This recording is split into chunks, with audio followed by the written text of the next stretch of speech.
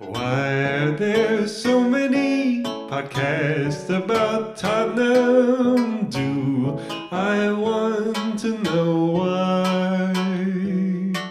They might contain insight, but mostly delusions. If I hear one more, I might die. They don't like Levy and they don't like Enoch. They pine for Moo and Conte.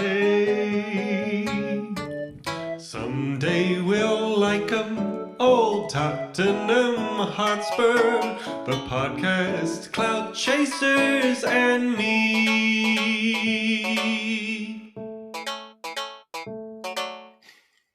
Hello, and welcome to Podden and Podspur, the Spurs pod about Spurs pods that has a very special guest today. Special guest, would you like to introduce yourself? I just sang the song that you just heard. And what a song it is, oh my goodness. I think that's like people's most favorite thing about this show. It's definitely your song. And you haven't even said your name yet, please. Oh, yeah. I'm Neb Economou, and I'm Ted Cruz in USA on Blue Sky. Yeah, I seriously, I was like driving home and had just heard that song because my daughter loves it. And I was like, I could probably sing a song about Tottenham to this for whatever reason. Like I just started listening to your podcast and I was like, yes, now's the time to contribute, to make myself known. Without me knowing it, I think it was born into the universe with that song. It was just waiting for the two to be married up. It's perfect. Right. Yeah. It was a foregone conclusion. Yeah, and it's really good. Thank you so much on behalf of the hundreds of listeners that we have. Yeah, I've written music for like 15 years, and that's the one that has resonated with people the most, I think. It's a shame it's coupled with my voice most weeks talking. No, yours is what brings it back to earth. Yeah. So, Neb, what are you here for today? What's your Spurs story? So I've been supporting Spurs for 15 years, and so like initially, the when you're an American and you're trying to find a team to support, you have to, there's so many like avenues you can take to get to that ultimate goal, and I feel like sometimes it's people being like, well, who just wins a lot, or because they just want to feel good regularly, or um I don't know, one that like has a similar name to like an American team that they follow or something. And for me, I was like, I want a team that's like pretty good, mostly just like entertaining, but they're not too good. They're not like going to win every week. I want there to be some growth, some struggle. And it was like the 2010 World Cup. I was like, okay, I need to, like, when this is over, I will have educated myself enough to be able to follow the sport. I need to like pick somebody. And I played the FIFA Champions League game that they made in like 2007 because I got it for like $3 and in a GameStop or something, used bin. And they had this weird mode in it where it was like scenarios, and one of them was Lasagna Gate. And so you had to play as the as Spurs against West Ham? No, West. West Yeah, Ham. yeah, I think it was Yeah, West West Ham. Ham. And all your players had like half stamina or something. You started the game with half stamina, and Did any of them have the shits? that would be great if EA had really rendered the Dookie. And but no, sadly not. But it was really hard, and I thought that it was so funny. I was like, this can't be real. And I found that there was like an entire Wikipedia page dedicated to it and everything. And I was like, oh, this is the team. Like, I'm from close to Charlotte, and all of our sports teams like suck ass. And so, sorry, that's my first. I said I'm not gonna swear. I just said but, the shits 2 seconds ago. We're you good. did. You We're did. good. We're you good. did. You did. All right, we're good. But Well, fuck. yeah. But so I was like, I need like lovable losers, I guess, but also they aim for so much more and stuff. And it's like, the thing that stops you from achieving glory is literally diarrhea. Like I feel like that's got to be it, you know. And then also they have like at the time they had Peter Crouch, and I'm 6'5", and at the time I was not only 6'5", but I was also like 140 pounds. So it was like really, I looked like Peter Crouch essentially. And so I was like, I just saw I saw myself in the team out on. I was like, oh, that's what I would look like if I, if I was a professional I had the body player. of an athlete. Yeah, that's what I say about darts players. Right. Oh yeah. I do. It's got to feel good to have that dude yell 180 at you, though, right? Yeah, I think so. But yeah. So that, I mean, that's it was between them and Aston Villa. Actually, I don't know why I liked Aston Villa or had toyed with watching them or anything like that. But the thing that really solidified it was my dad. He called me and was like, I say called me. I was living at home. He called me from the other room and was like, "Oh my god, I just saw the craziest game of my life." And my dad's been like has watched football since he was young. Like he's always searched it. It's like been so hard. It's like drip fed in the United States up until the past 15, 20 years. You got what you could. And like MLS, we've never liked MLS.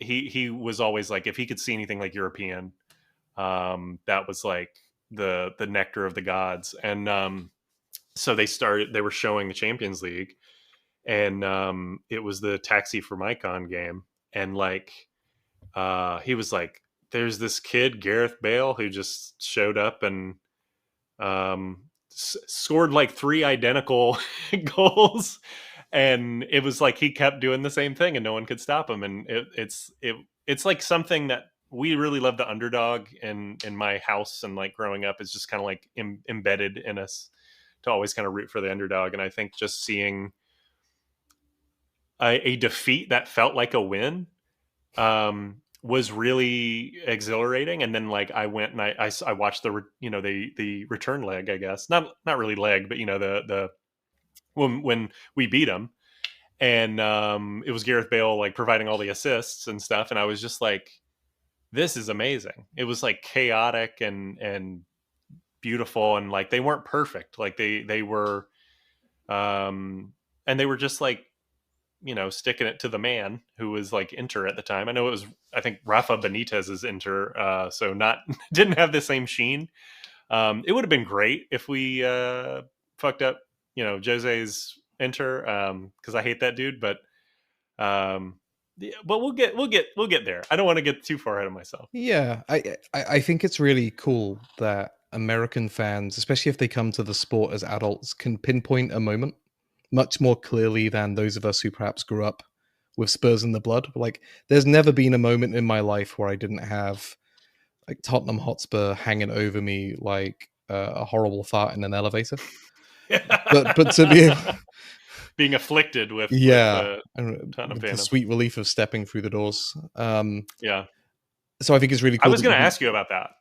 Like the difference between me having I don't have a great memory of like an entire season or anything like that. I remember moments, but I wonder for you, your memory of Spurs, because you said that you've supported Spurs since like late 80s, is when you can immediately like start remembering it. What is your recollection of Spurs? Like, do you remember entire seasons? Can you feel like the ebb and flow of like the season, like Klinsmann came to save us from relegation and stuff? I mean, like, that season I can remember fairly well, but not in the specifics. I would have been about 10, I think. Yeah, that was a good season. It was. I remember a lot of the media hype around it. And I remember some of the games. I remember the Wimbledon 6-2 where he scored 4 goals. Like that's stuck in my memory. Right. But I'm pretty hazy. I feel like my memory of Spurs starts to pick up a lot more in the mid-2000s. Like I can remember the Worthington Cup, the League Cup final pretty well in the late 90s. I can remember a little bit of the Blackburn League Cup final that we lost. I kind of fell out of love with soccer, football for a little bit, just because I was an edgy teenager. You know, I was more interested in like Slipknot than I was Right. Spurs. But, and I don't That's know the. if I mean, that is the duality of being a teenager. Is you have to choose: do you want to follow Tottenham or listen to Slipknot? and I found a way to do both. You know, you can have both. Your life is so much richer for it. Yeah. So I kind of drifted away and tried to act like I was above it. And then I remember I was in college walking down the street with my older brother who was visiting back from my hometown. I lived in London at the time, and I just remember being to him, like saying to him, "Man, I really love Jermaine Defoe." And he just put his arm around me, and I don't think he's ever been more proud of me than at the moment I came back to Spurs. Aww. But yeah, I kind of drifted away, and I don't think it was anything Tottenham did, although they weren't great. I was always paying attention, Yeah. but you know, it just kind of became a second or a third thing for me behind like music and listening to music at least, and academics. Right. Like I just kind of pushed it away. And where I grew up, everybody was a fan of a different club. Like you were the only Tottenham fan. Oh yeah. If if it was me and my family, that's what it felt like. If I saw another one, it's like when you see like when two wild animals, you know, You sniffing around each other. yeah, is this person going to fight me? Do we have to mate? Right, What do we do?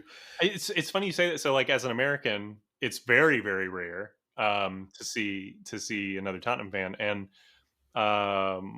in I think it's probably December, I was taking my daughter to the museum and I saw a kid wearing the same sort of tracksuit jacket that Spurs one that I got for my daughter. And I said to the kid's dad, I was just like, "Oh my god, awesome! I love that Tottenham jacket. I'm a huge Tottenham fan too." And he looked at me and he said, "Don't talk to me right now." And I was like, "Whoa, whoa!" He was like, "We we suck. We're awful right now. We're so, like I don't want." He's like, "I don't want to have a conversation about this. I'm trying to enjoy the museum right now. I don't want to think about time." I was like, "Damn, it's. I mean." You're going to say those words in front of my children in a public place? Yeah. Yeah. That does lead me on to my next question, which is how you're feeling about Spurs right now. Oh,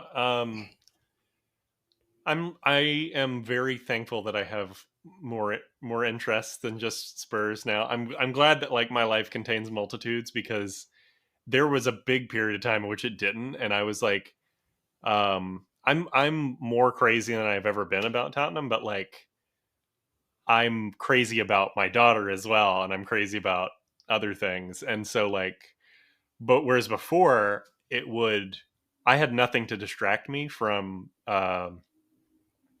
like a big loss and stuff. Like the Champions League final, I was like just super sick, like so bummed out about it. I was so angry, and so like it just felt like such a missed opportunity and everything. And I was like, this will never happen again. And I was so, but like now, when uh, we play like crap and then valiantly come back and then still lose by one goal every single game. I'm like, I sit and I stew for about 30 minutes and then I'm like, oh yeah, I have a wonderful, adorable little girl that I can like go out to the park with. Which but besides going on that macro level, if I can like bring it back down to just how I'm feeling about Spurs right now, is that like it's I can't compare it to any other period because like at times I'll be like, oh, I guess the closest would be like AVB, when we had AVB, because there was like all the talk I remember at the time was like, okay, it's just got to get the pieces, we get like one or two signings right in the right places, then like the system will come together, everything. But like I think everybody deep down was just like, this kind of sucks.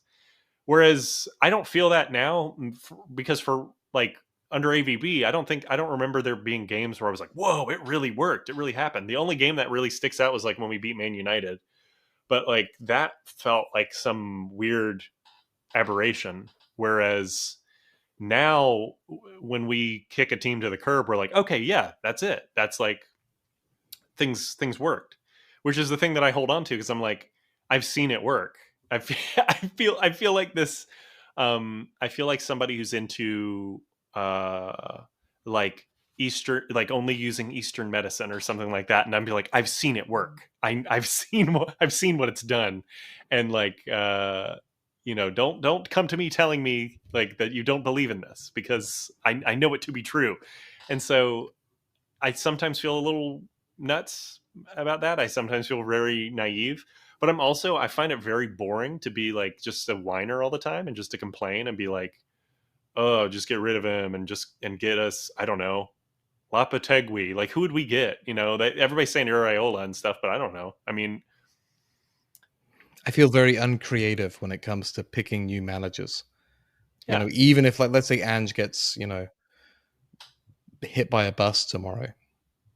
I don't know. I don't watch enough. I don't watch enough football to be able to come in and Oh have a yeah. really good, robust idea about who should be taking us moving forward. So that's why I'm kind of chill. I'm like, okay, well, the club who have all these highly paid people are probably going to pick a slightly better choice than I could come up with, and Right.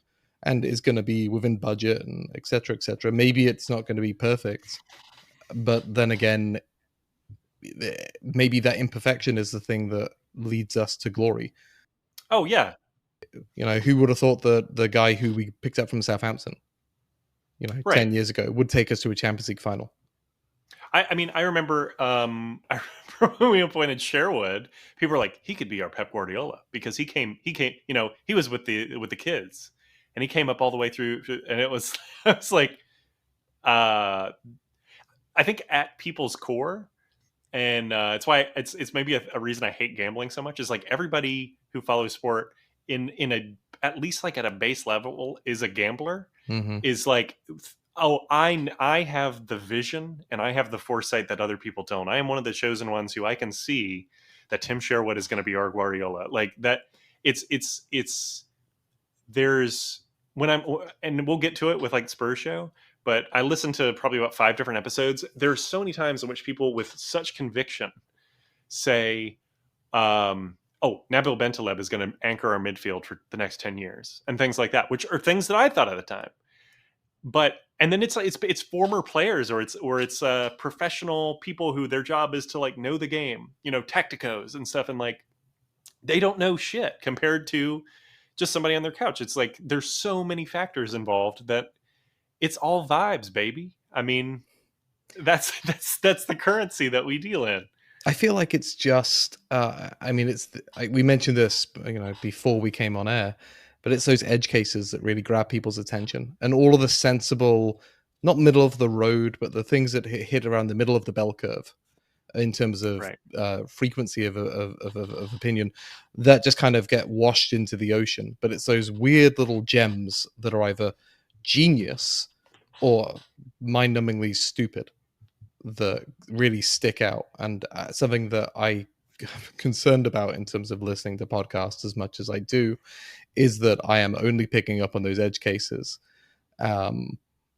Things like Nabil Bentaleb being around, and thank God he's healthy, by the way. Oh yeah, Jesus, yeah.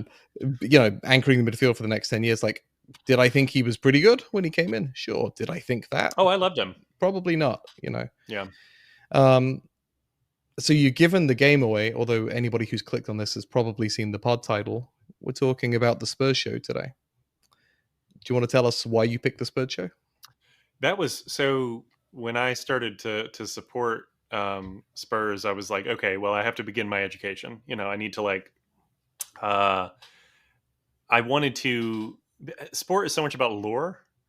And so I was like, I need to get in and just through osmosis, hearing the name, Nethercott and stuff, and like hearing names from the past and stuff. And I'll be like, okay, I will slowly integrate this into like my, into the lexicon of and the pantheon of former players and stuff like that, and build that knowledge. And so I was listening to it for a while, and I mostly enjoyed it. And I was like, cool, I've got these recaps of the games, and I have, because I'm from South Carolina. There were no other Tottenham fans within 5 jillion miles, really. Like, there was nobody else to talk to about it.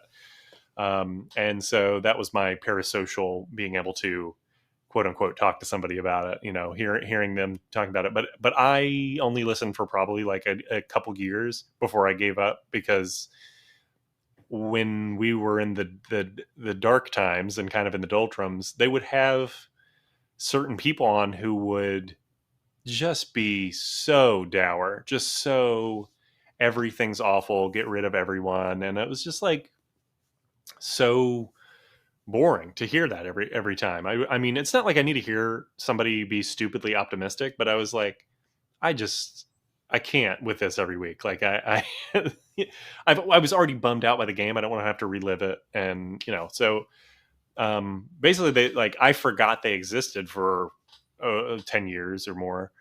And then when this show came about and you were like listing all these things, I was like, what was that podcast I listened to? And I tried to find from the Taxi Firm Icon game, but they don't have anything past like 10 years old. You have to like subscribe to their Patreon to find it, which is very bizarre, a very weird choice. They have a bunch of very weird choices with regards to business, which I'll sort of get into later. I don't know if you've been in the recent episodes, but their empire is really fascinating.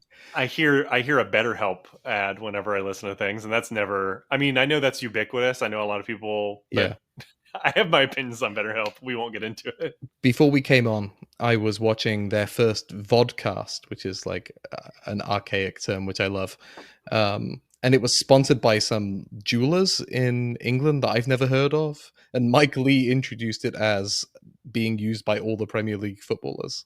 It was a really bizarre who compared to for? like BetterHelp or AG1 or something else. Yeah, that's actually kind of quaint. That's like when you see a League Two team and they're sponsored by like Joe's Boilers or like it's just come get your ladders. A paint company, right? Yeah.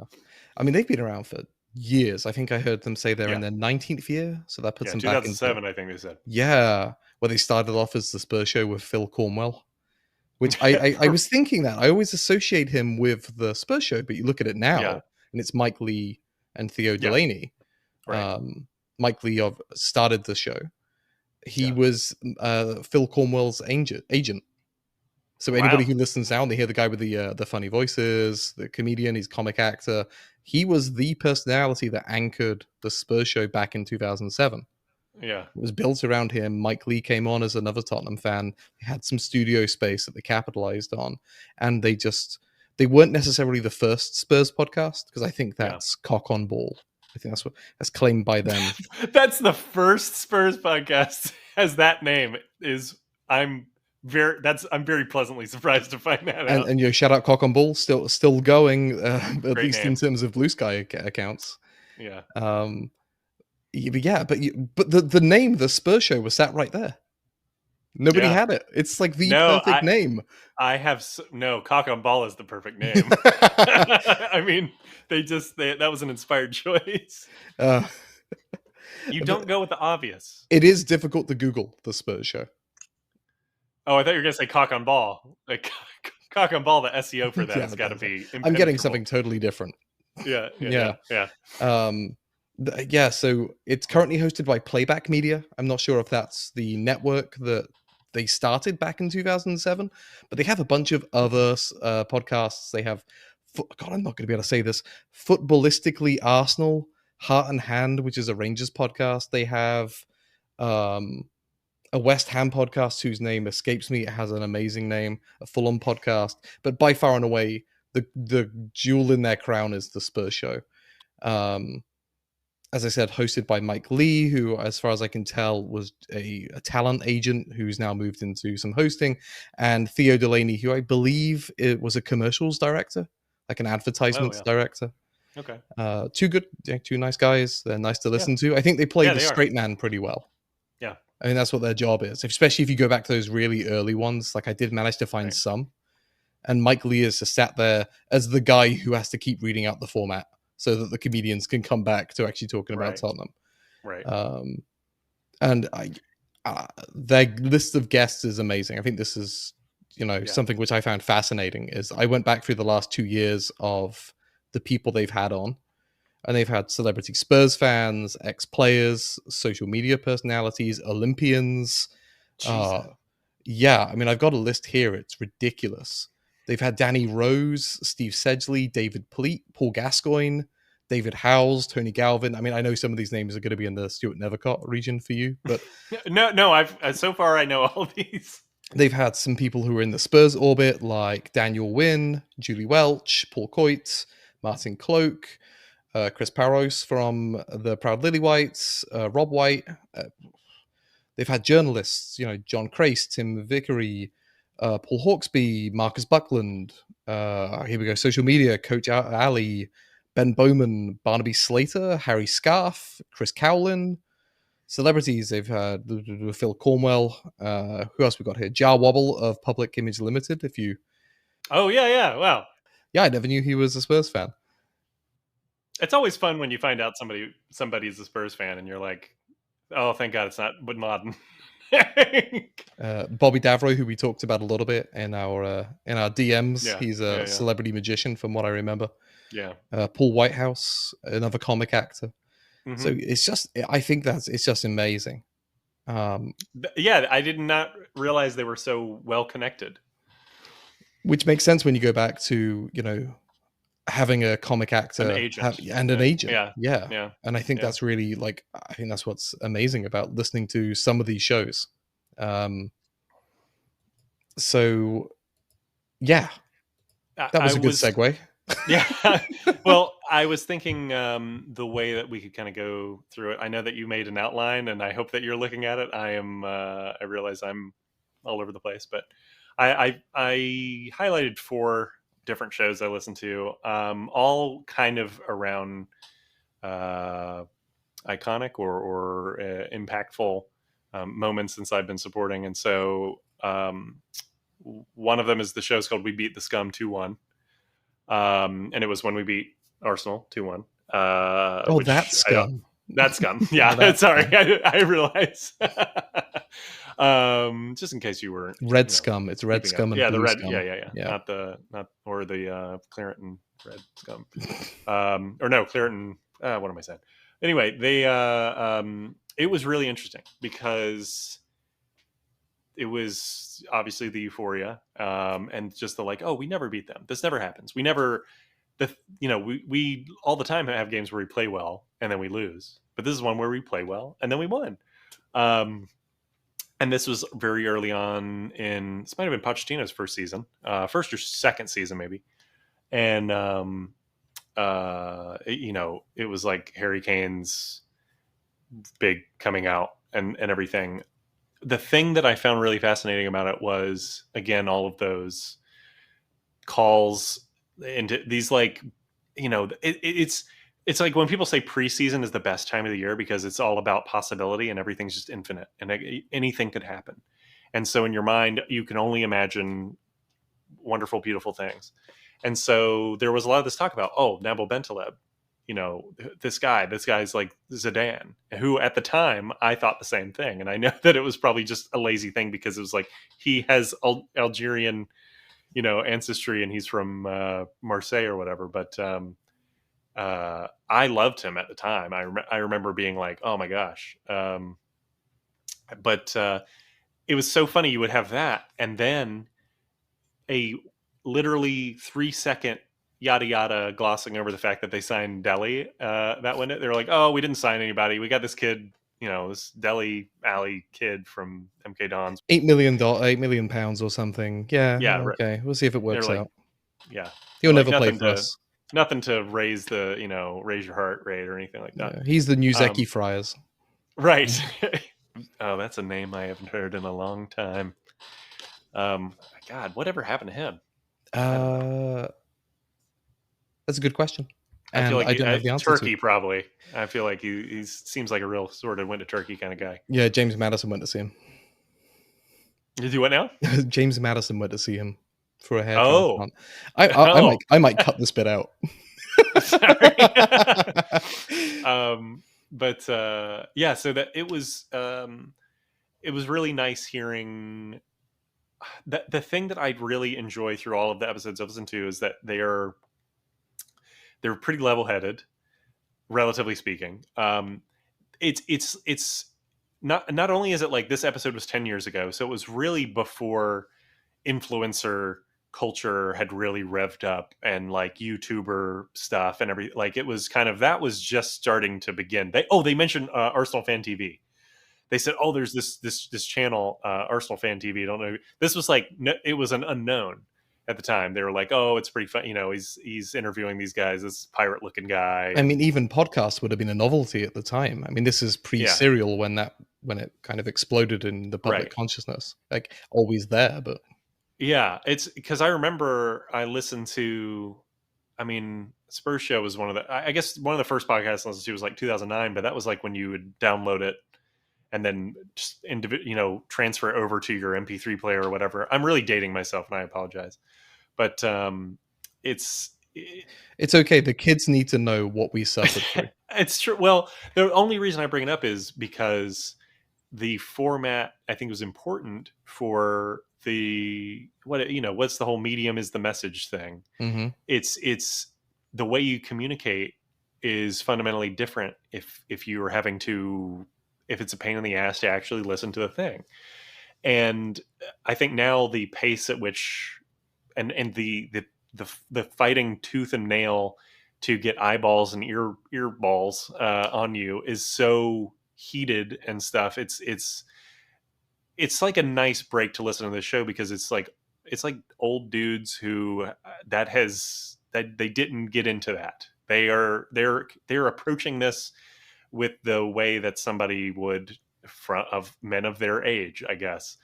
And it's so weird because like usually, old white dudes are like, I'm not super inclined to want to just sit and listen to them, but I don't know. It's like a palate cleanser, I guess. Mm-hmm. So after I listened to that one, I listened to the one after the Battle of the Bridge. Oh, interesting. Yeah, the thing that struck me was that was almost 10 years ago. The way that we talk about training and tactics and just the game in general has changed so much. And I don't know if that's, again, social media and Twitter and all these things that have become more and more integrated into our lives. I don't know if it's because of that period of time in which the TV money really exploded and then everybody could get one of the best up and coming managers. You could have Brighton getting, I know they have Herzl now, but like they've been having these really tactically like Bournemouth have an incredible tactical mind. I don't know if it's because of just all of these big brain smarties in one place. It's we now have had to up our game. I don't know if it's because of statistical analysis has evolved with XG becoming a part of the I don't know, common vocabulary we use, but like they're talking about Poch's double sessions as if it's like this revolutionary idea is that you should, like, if you get your players to run a bunch, then they'll be, fitter and they'll like, they're talking about like pressing, like this newfangled, all these things are like they've never seen before. And I guess that's how it was. This is like, I have ADHD, and so my memory is not great. Like I remember all these things. I can't access them freely. I think you're right. I mean, if you take it back a little bit further, if you go back to like Redknapp's time, the idea of him reinstating ketchup into the cafeteria was a concept that wasn't laughed at. It was, look at this, he's freeing up the boys so that you can motivate them to play better. Ketchup is such an incredible metaphor for, it's like this guy, he is a free spirit. Like he wants the guys to, cut loose and stuff. Mino Conte. You go through to double sessions and then Conte killing people if they even talk about ketchup, So, right. So it's an interesting take home from the process of going back and listening to old episodes of a podcast that are now no longer relevant. Right. Yeah. I mean, that's the thing is, like, this is why I was so annoyed that they had taken off these old episodes, is because I was like, it was really enjoyable to go through all this and to just chart. Because I mean, my wife's a librarian. I have a bunch of librarians throughout my family and stuff. Archiving stuff is so important to me, and just like for the history of our club, like you should be so overjoyed to have your stuff out there and for people to listen to that, because like it helps fans to feel more connected to, because there's so, like, I don't know that much about Spurs in the 90s or in the 2000s or basically before I was supporting them. It's like everything from that moment forward, and then I know really like highlights from the past and stuff, FA Cup finals and things like that, you know, Barry Davis saying, is he going to have a crack, you know, like it's through osmosis I get these things, but it's like to have something where you can really dig into stuff, and because it's amazing that 15 years ago we had Harry Kane throwing on I don't know if it's like Nico Cranshaw or Roman Pavlyuchenko, and his instructions were just fucking run around a bit. It was Pavlyuchenko, I believe. Pavlyuchenko, yeah. I mean, it's funny you bring that up. An idea that I had for a pod. This isn't my first idea for a podcast.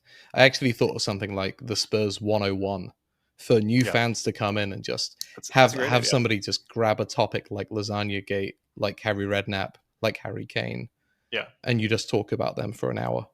I love that idea. And you just bring a little bit of what you need, a little bit of flavor. But I never felt, because there's an awful lot of research that has to go into that. And I know I sit here and listen to hours of podcasts every week, but it's mostly passive. Yeah. You know, I stick something in my ears. I have a notepad next to me and I just jot down things that I think about.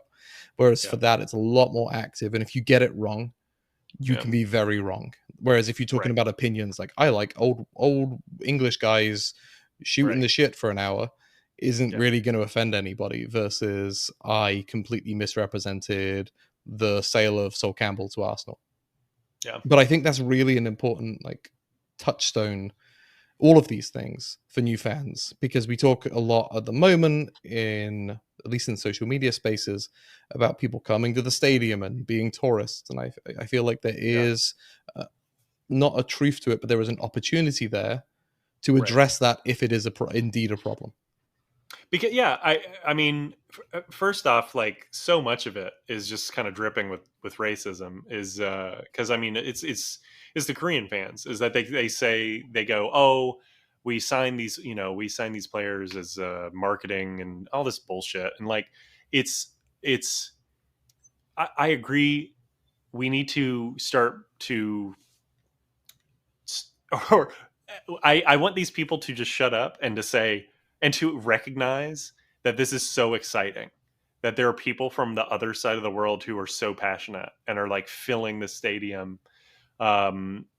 It's amazing. I think it's like so beautiful. And I think that it's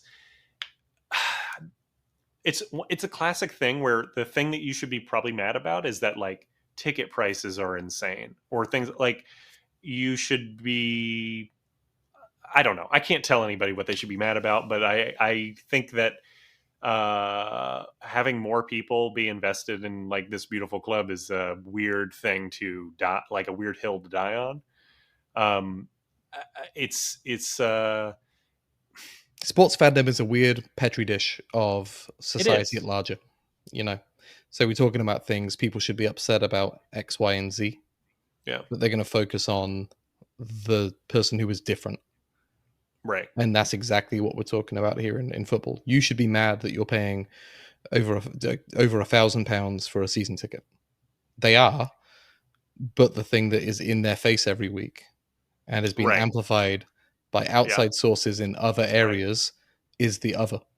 Who have they have a vested interest in whipping that up. And so speaking of the other, what was the third episode you listened to? Well, before I get to that one, I was going to say I loved this episode because it had Tim Vickery. Nice. Tim Vickery is always so fascinating to listen to. Mm-hmm. For anybody who's not familiar with him, like he moved to Brazil when he was 29, and he's like from Tottenham, and he completely changed his life, and he's now like a really great South American correspondent. I didn't know he was from Tottenham. I knew about his South American ties. Oh, I don't know. Maybe he's not from Tottenham. I don't know. But he's been a Tottenham fan his whole life. No, I didn't know that either. Yeah. So he, but he's so. I also love his voice because he's lived in Brazil for 40 years at this point. Like he has like a tiny bit of the sort of Brazilian thing that's infiltrated a little bit into his accent, which is great. But he's always really fascinating to listen to, and they also had Paul Walsh on as well, who I was not familiar with. He was from again like an era that he's before my time. And usually when I hear somebody with that kind of accent of that age, then I'm like, it's going to be proper football man shit. It's going to be some it's going to be like Harry Redknapp and fucking run around a bit. That level of analysis. And I was so pleasantly surprised. He had such of his understanding of things and the way that he talked about how the game was when he played. One, in some ways, he revealed that things were a lot more advanced than I imagined, and in other ways, he showed that like it was basically the Stone Age. Like he was talking about when he played at Liverpool and he ruptured his Achilles or something. That Liverpool didn't have a physio at the time. They just had like two guys who would come out and one would just have like a wet sponge. And I was like, that wasn't very long ago, but he was talking about like young players and because a lot of it was talking about the season that was basically over at that point, and he talked about, what do we need to do for next season? These players, they're growing together. We assume they will get better, but not necessarily.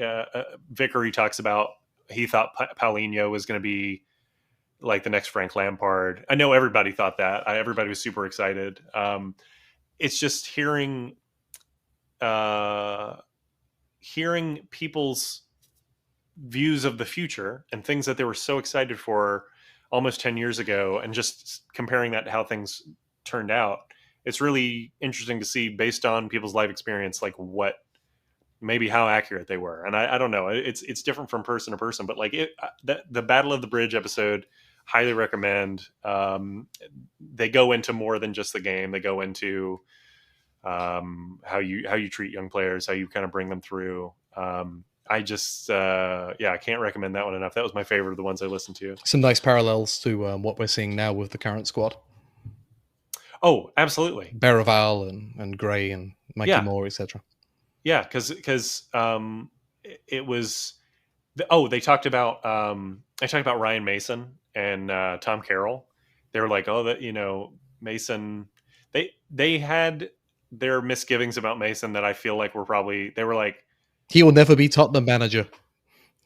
Right, that would have been funny.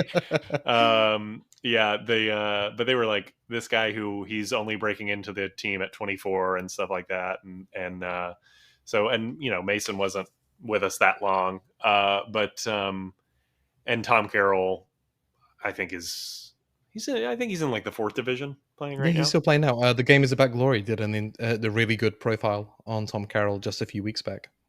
Yeah, he's still playing. And I will never forget his incredible assist for Gareth Bale's screamer against West Ham. The vision, the touch. That was beautiful. Pirlo-esque. So after that, I listened to the one post Champions League final. I listened to the one just before the Champions League final. That's perfect. That's great. You go first. Yeah, it was dumbfounded. They were so surprised at everything that was happening. Couldn't believe it. I can't remember who was on it. I think it was Pete Hain of the Trust. I'm hoping you're getting his name correct. He's now no longer with us. And it was interesting because the Spurs Show is such a huge podcast that there was this large public information message that was kind of dropped into the middle about fans getting tickets to go to Madrid, where to meet, what pubs to go to. I love that. Yeah. I love that they were using their platform for that. And I really enjoyed that sort of pre-Champions League final podcast. Yeah. And there was so much talk about what would happen. And I think somebody mentioned that Moussa Sissoko might score the winner.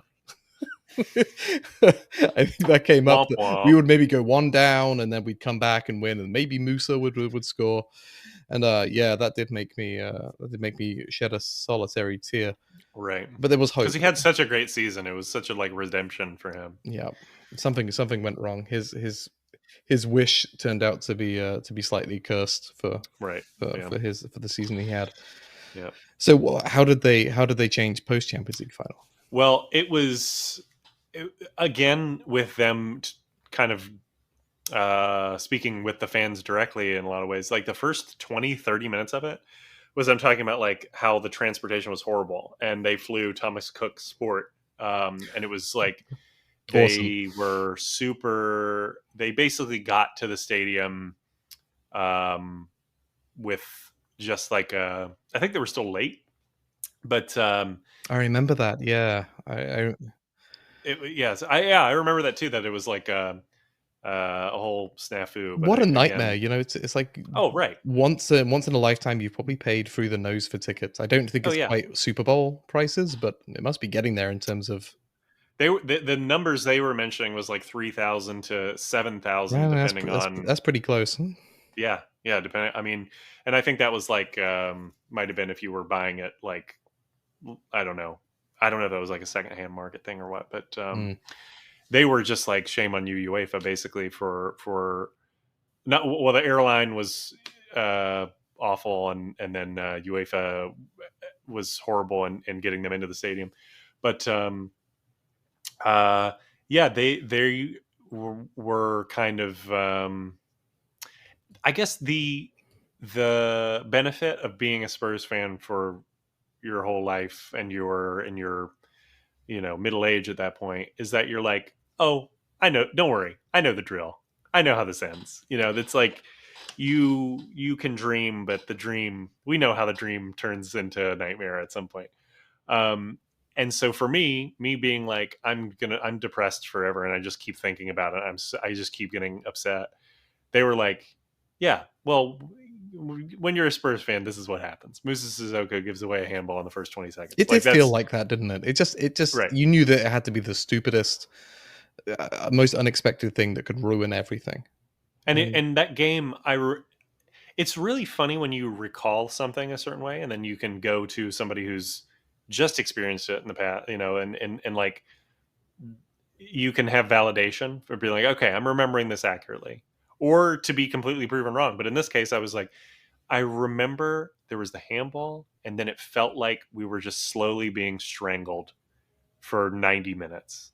It just felt like this is how it's going to go, is that we're just going to be just slamming our head against a wall, and we're just going to slowly get like in a sleeper hold, It's funny.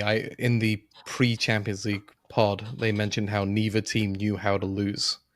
But looking back upon reflection, if you think about how we played, it wasn't that wasn't the case. We were just worn down by this machine that knew how to get the job done somehow. Oh yeah.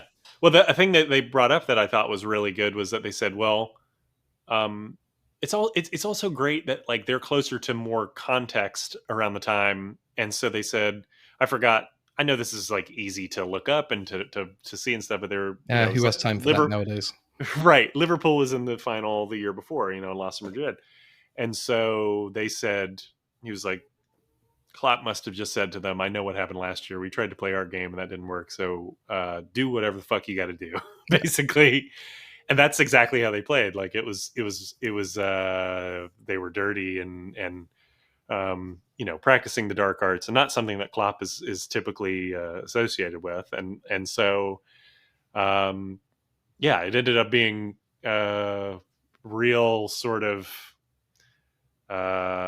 Italian style final, really, and which sucks because, like, on paper, I mean, really, like Liverpool and Tottenham, whenever we play, it's usually a pretty great game, But that's the downside of tournament football. But we'll not dwell on that. But that's hopefully it works in our favor in the coming weeks. Yeah, and it's interesting that you revisited that 6 years ago in the present when we're hopefully staring down, God willing, and if we give Bodo Glimt the respect they deserve, hopefully we could be in a final very soon and revisiting these. I keep using the word interested, but I'll pay close attention to how these podcasters are approaching another final, another major European final with the PTSD of the Champions League final in not in the rearview mirror, but still there. Yeah, I mean it's and Bodo Glimt, write them off at your peril, because I've been watching their games in the Europa League, going back and looking at them, and they're super good. They're so good. I bet they are. I mean, look at what they did to Lazio. That doesn't happen by chance. I know. And Lazio had been they had been kind of running away in the group phase and everything, but either way, it would have been great for us to kick the shit out of them, because we need it. Well, yeah. We need to defeat fascism in as many avenues as possible these days. And then, so did you bring yourself up to date? Is that your fourth podcast? Well, yeah, sort of. I mean, I was listening to the one that they did. Both of us were hoping that they would have released one after our game against, oh my gosh, I've already forgotten, Frankfurt. But they haven't. They're dragging their heels on that. So we were not able to listen to one after that. I listened to one after then. See, when I started this, when I said this is the show I want to do, my expectation was that they would become more surlier and angrier old men, which thankfully has not been the case. Like, it's kind of gone. It's not gone in the opposite, but they've stayed pretty much the same. They've stayed they've kept an even keel about it, and a level head, and so if that is the expectation that you have, is that they're going to be it's not like everything is awesome. It's like older guys and stuff, but I would say they're pretty respectful, and they don't it's not like they're busting out like, oh, my wife, kind of jokes or anything like that. It's I would say it's like a really good listen still. It was a good listen. I would push back, and it's probably rude to do so to a guest, but the title of the episode that I listened to was "Get Redknapp In." Oh, that's it. Yeah, no, that's the one I listened to. so you're saying they're sillier and angrier, but that's a nuclear hot take to bring Harry Redknapp in, because we will not win a game unless you get Harry Redknapp in to motivate these boys. That's all they need is motivation. They don't need anything else. Yeah. Just need that ketchup slammed on the table and told to run around a little bit. Yeah, which is such a joke, considering all the people who are like, oh, Ange is Ted Lasso and stuff. All he's got is motivation, and he doesn't know. I'm very much of the opinion that a manager, probably the most important thing that they could do is just be a good motivator, because I find the tactics have become so compressed. The spectrum of tactical possibilities right now is so limited, which is such a bummer. I was really hoping, and it could still happen, but that guy in Brazil who was doing all that super weird stuff where he would have 6 players over on the wing, all close to each other. God, I can't remember his name, but he was the manager of Brazil for a minute. And he was pushing assist. No, not Bielsa. But his whole style was, he called it relationism instead of positional play. I'm sorry, I'm forgetting this guy, but people were saying, oh, this could be the thing that finally topples positional play. But anyway, yeah, it's like everybody plays like Pep now. And it's really just if you have somebody who can make your players want to absolutely bite somebody's jugular, that's worth its weight in gold to me, and that Alex Ferguson, he wasn't a tactical mastermind. He could play mind games with people, and he was also really great at motivating his players, and he knew when to regenerate the team, and he was good at hiring coaches. That was another one of his masterstrokes, and I think that's probably what we're seeing with Ange, is maybe a knock-on effect of his rotating backroom staff. Trusted lieutenants is huge, right? Because and you could see with Steve McLaren or Muhlenstein or Carlos Queiroz that they all had pretty decent managerial careers too, and so it was, I think, with and yeah, I know people are saying like Birmingham. I did not realize that Birmingham had a shitload of money, and that's why they like walked League One. But it's also, having Chris Davis go there, and you can see why he was so coveted, I guess. And that's a big loss for us. Yeah. Um, but it's anyway. Sorry, I'm getting off track. No, But it's okay. If we loop back to the Spurs show, I think it's nice that you've done this bespoke top 4 podcast. yeah, Because they have this service. I'm not sure if you picked up on it in the Redknapp episode, that you can pay them for them to make a bespoke top 10 Tottenham podcast just for you to share with your family and friends. top 10. What does that mean? So like you give them 10 Spurs matches that you want them to talk about. And you Oh, I can like pay that. them money for them just to get together and have a quick chat about it. And you can say, "Hey, look at this. This was my first game. This was Wow. the game that I lost my virginity to." I don't know what people find valuable. Yeah. So that's a kind of, because they have that show as well, that they run it in the summers where they have celebrities or previous guests come on and list their sort of top 10 most important to them Spurs matches. So there's this real sort of money making machine around the Spurs show. You mentioned the Patreon. That's a cameo on steroids. Yeah, unbelievable. I wonder how much it costs, and whether Blue Sky should get together and make them just do terrible Spurs matches. See if we can break them. Yeah. Oh my gosh. Yeah, they have a Patreon which has their full archive, which is where you can see all the old episodes. So all that lost media isn't technically lost. It's just somebody is paying to listen to, and I would say who's listening to 15, 20-year-old episodes of the Spurs show, but it's you and me. Right. Can't point fingers. For research. They have the live shows, and I'm surprised that going back, you didn't pick up any of the live shows where they have ex-players, and because that's where I think in the future I'll be coming back to the Spurs show, because I, like you, used to listen to it. I listened to it a lot when Phil Cornwell was on it. I kind of dropped it because I think I got bored of the shtick. As more tactically minded fans came into the space and more people that I identified with at that life stage for me, I kind of migrated away. But the interview that they had with Danny Rose, I forget the date. Do I have it written down? No, but they hosted it at the 100 Club in London, which is a historically important venue. And it was just really fun. Theo Delaney, Mike Lee were hosting, slightly cheeky questions. And you could just tell there was a real trust between the player and the Spurs show host in terms of actually being treated respectfully and getting them onto that stage. So I'll be keeping an eye out for those. And I have an idea for the summer for recommending people old podcasts to listen to, for the beach or whatever. And I think that's a perfect one for that.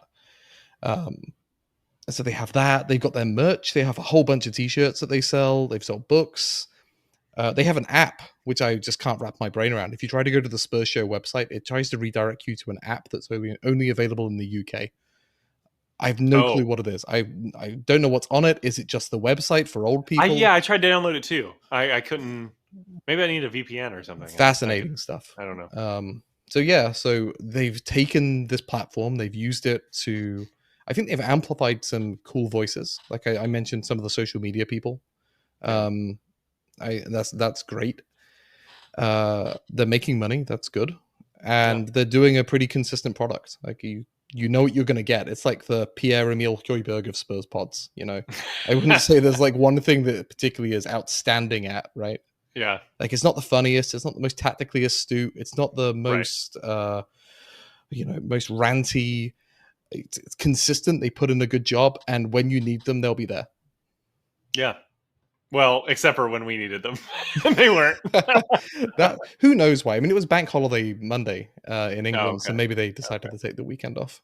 Right. Or they just couldn't face up talking about Nottingham Forest. I know you're probably running out of time. I did have one other episode. Oh, okay.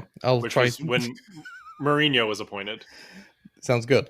Which they were all very anti-Mourinho, and I was too. I was like so sick to my stomach. And they talked about people were writing in and they said, I'm going to take a break from watching Spurs. And they said, I'll see you when he's gone. And I actually had like the same feeling. And I'd say up until that point, I watched every game, and I watched probably half when he was manager.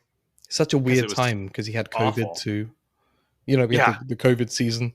Yeah. I have a fondness for Mourinho just because the week that he became manager, his first game was the day that my daughter was born. Wow. Yeah, it was the West Ham win. It was his first game. Wow. So I remember watching that game. I think I was in the delivery room, or like in the triage room that you have to sit in awkwardly waiting to see if you're actually going to meet your child that day. So for that reason, I have some fond memories. I remember texting my dad and my brother, who were also Spurs fans, like a photograph of Mourinho cupping his ear or something in front of like, you know, happy birthday. My first game was when we beat Sheffield United with Kulusevski scored with his right foot in like it was like the latest winner we've ever had. It was like in, 9th minute of extra time. Is that when we were like absolutely walled by what's his name, Fotheringham? Yeah. Oh, and it was so satisfying because he was wasting time, and then and then we scored a super late winner. So, but these are some weird philosophical things, I guess, just as my last thing to talk about it is they say that like humans and animals and stuff, we have sort of memories and things locked into our DNA.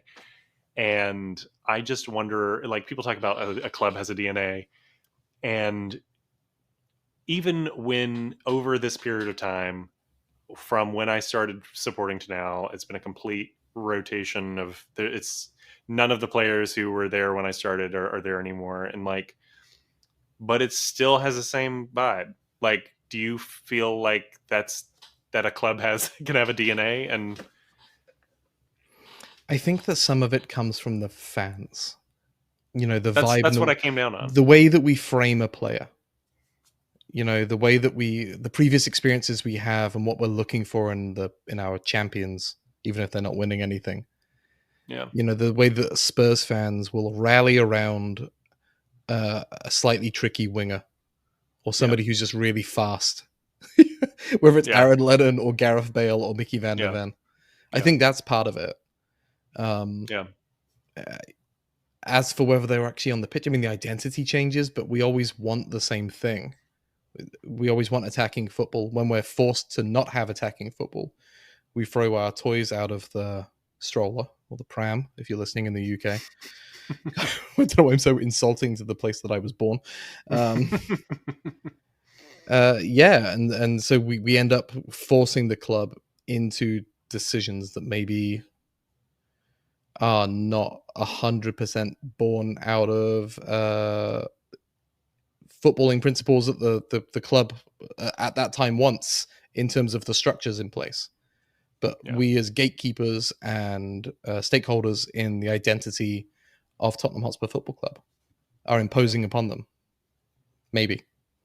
I wonder, I think if there's one other extra bit, it's maybe the media is like media perception. And I guess other fans is you get supporters of other clubs who they are Spursy and all that shit. And so like, I wonder if that's the connective tissue. And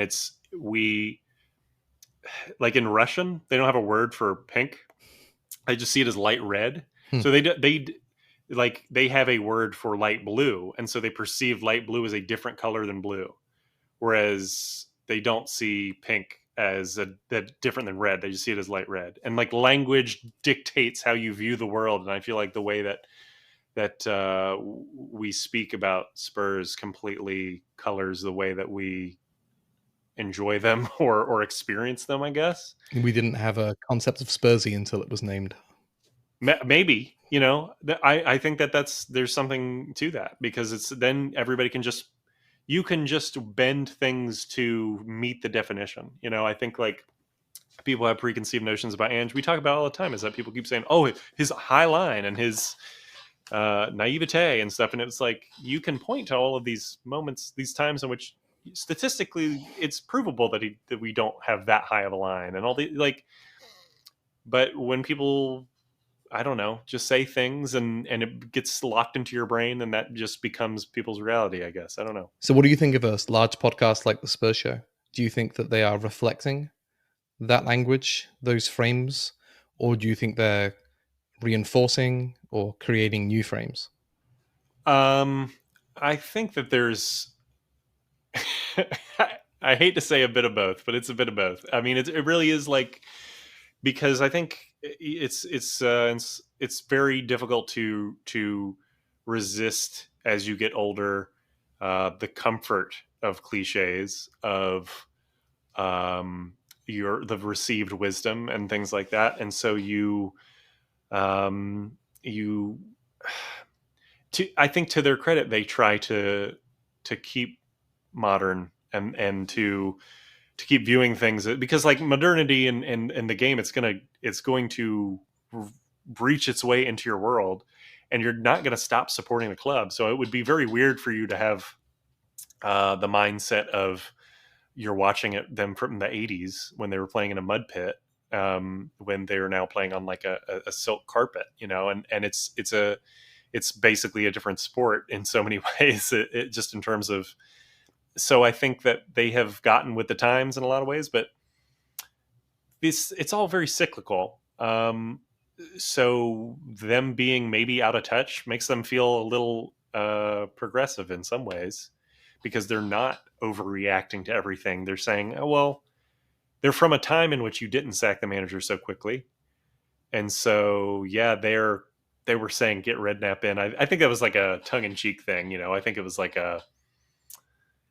but who knows? I mean, they could have been really genuine about it. But yeah, I think there's also a difficulty in cherry picking with a show like the Spurs Show, because they have a rotating cast, right? So you cherry pick one week, and yeah, you have the through line of Theo Delaney or Mike Lee, but you go in for a different week and it's a completely different vibe. Right.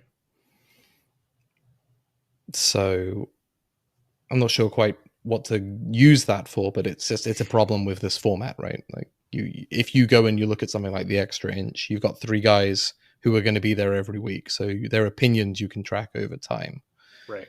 The Spurs Show almost more reflects the way that we're talking in general, at least. Yeah, I guess it used to be match-going fans. They would have people. They were all in London for the most part, but now with people doing pods over Zoom or whatever, it's a global problem, a global Tottenham problem. I'm sorry. Do you have a hard stop? You got to get off. I'm not going to keep you much longer. No, it's okay. And I'm sure you'll have to. I'm sorry, you'll have to edit things, but I was going to say that for me, you were talking about you've enjoyed listening to more tactically minded things, and me, I'm thinking like, I feel like I'm a pretty smart guy. I feel like I could get every time I listened, I like was on the Patreon for Extra Inch for a while, and I was listening to him, and I was like, I've come to the conclusion that I was like, I don't think I give that much of a shit about tactics. Like I do on like a basic level. I think I do how they thought about it in like 10 years ago, where you're saying like, oh, pressing really hard. Yeah, that's good. I like it. I like it when we do that. Like that's like where I'm at. Is that like, yeah, I think I can pick up on pressing triggers and things like that, and counter pressing and what that entails, and you want to set yourself up well for the counter and stuff. But like, people get into such like a granular detail now, and that's like its own cottage industry, and I've not been able to go on that journey. And I don't know. I guess it's more successful for you. Is that something that you feel like you really can luxuriate in and get into the tactics and stuff? I feel like there's a couple answers for me in that space. The first one is I really like watching people do things that they're good at, whether that be like RuPaul's Drag Race. You just got the top of their profession. Oh yeah, it's great. Turning stunts or whatever, or whether it's podcasters talking, out their ass about tactics. Like those types of shows, like Top Chef or something else. I like those kind of how the sausage is made type shows, where it's the top of their profession, or at least portrayed to be. And so I think that's what I like about things where they're talking about tactics, because it's something I could never do. Yeah. And like you, I'm sat there watching a game. I'm entirely vibes based. How do I feel? And this is, Yeah. you know, uh, so to have the awareness that there's something going on underneath the hood, I like it. I like hearing about it. I like keeping up to date. I have the Patreon for now. I don't know if I'll keep it going, but that's mostly because of the recession that's going to be Yeah. coming.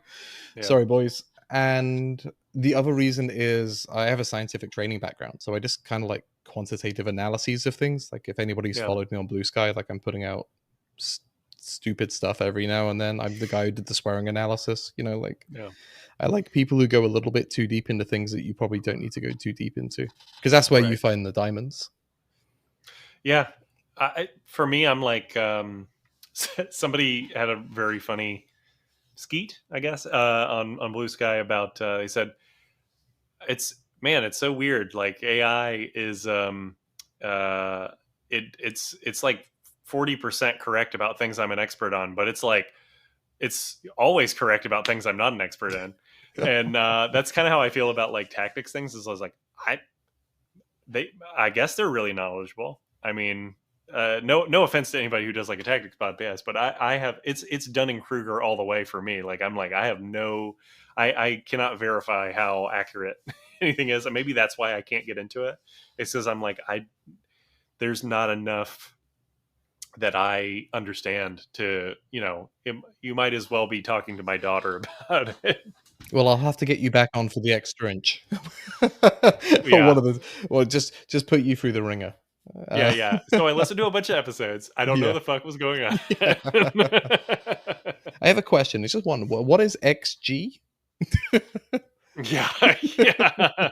Expect extra games, Yeah, maybe. Yeah. All right. Well, thank you, Neb. This has been wonderful. I'm gonna draw Yeah. a close on us, just because Yeah. I do have like a hard policy. Whenever I listen to a podcast, I'm like, no, Spurs pod needs to be longer than an hour. Oh yeah, Doesn't for need sure. to be 2 hours. You could No. have watched a movie in that time. Yeah. Go Um, outside. Or listen to this outside, and then yeah. yeah. So people can find you on Blue Sky, I believe. Is that the only place you're on online? Yeah. Fuck Ted X. Cruz in USA. Good follow. Oh, thank you. Yeah, you are as well. I was looking back and I was like, oh, we've been liking each other's stuff for a while. This just, the meet cute had to happen. We've been circling for a while. Yeah. You can follow me at Poddenham Podspur or at iain.coys.social. Email me at poddenhampodspur@gmail.com. And thank you for listening, and keep making and listening to Spurs podcasts. Awesome.